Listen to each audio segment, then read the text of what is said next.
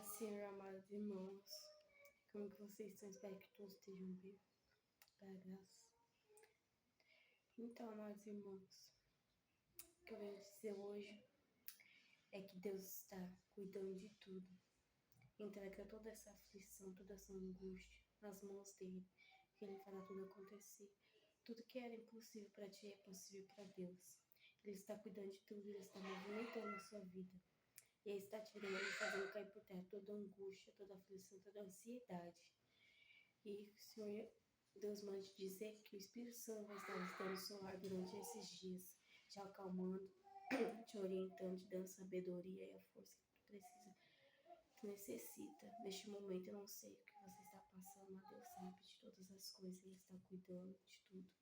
Entrega o seu coração em Deus e confia nele. Amém. Fica na paz, Senhor Jesus, pelo amor de Senhor Jesus.